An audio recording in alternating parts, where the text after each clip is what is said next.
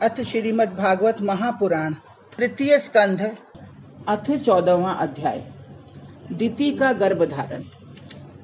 सुखदेव जी बोले, हे राजा परीक्षित, मैत्रेय जी की इतनी वाणी सुनकर विदुर जी तृप्त न हुए और हाथ जोड़कर कहने लगे, हे भगवान, वराह ने हिरण्याक्ष को कैसे मारा, यह कथा मुझे बताइए।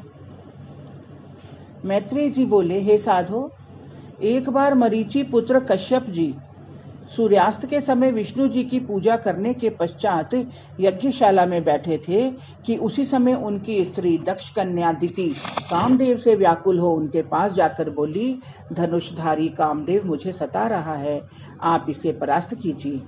आप जानते हैं कि मेरी अन्य सौतों को कई संतानें उत्पन्न हो चुकी हैं और मैं संतान विहीन हूँ, और आप जैसे पति को पाकर भला मैं संतान विहीन कैसे रहूं। कश्यप जी ने कहा, मैं तुम्हारी अभिलाषा पूर्ण करूंगा, किंतु तुम थोड़ा धैर्य धारण करो। अभी संध्या का समय है, रात्रि आने दो। इस समय शंकर जी, जो तुम्हारे देवर लगते हैं, शमशान की धूली लगाए हुए अपने भूत प्रेत आदि गणों के साथ चारों ओर विचर रहे हैं। अतएव इस समय इस प्रकार का कर्म नहीं करना चाहिए। किंतु कश्यप जी के उपदेश का काम विवलादिति पर कुछ भी प्रभाव न पड़ा।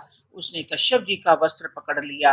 अतएव कश्यप जी ने उसकी अभिलाषा पूर्ण करने के पश्चात स्नान कर गायत्री का जप किया। वे जप कर ही रहे थे कि दिति ने जाकर प्रार्थना की, देखिए, शिव जी अपना अपमान समझकर कहीं मेरे गर्भ को नष्ट न कर दें।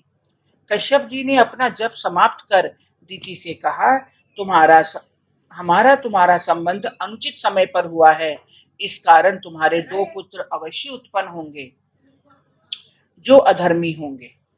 इनके अत्याचार से 3 लोग कांप उठेगा और इनके वध के लिए साक्षात विष्णु जी को अवतार लेना पड़ेगा। तुम चिंता न करो, जो कुछ होना था हो गया। अब मैं तुम्हें आशीर्वाद देता हूँ कि तुम्हारे पौत्रों में एक बड़ा उत्तम विष्णु भक्त उत्पन्न होगा, जिसके अनुकरण से योगादिक अनुष्ठान वाले और ज्ञानी अपना चित्त शुद्ध करेंगे। उसका नाम प्रहलाद होगा। तुम्हें अपने को इस कारण भी भाग्यशाली मानना चाहिए कि तुम्हारे पुत्र शंख चक्र गदा पद्मधारी विष्णु भगवान का साक्षात दर्शन करेंगे और तुम्हारा पौत्र तो अद्वितीय होगा।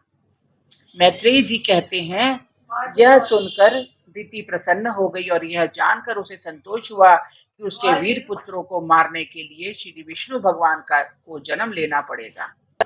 हरिओम तत्सत, हरिओम तत्सत।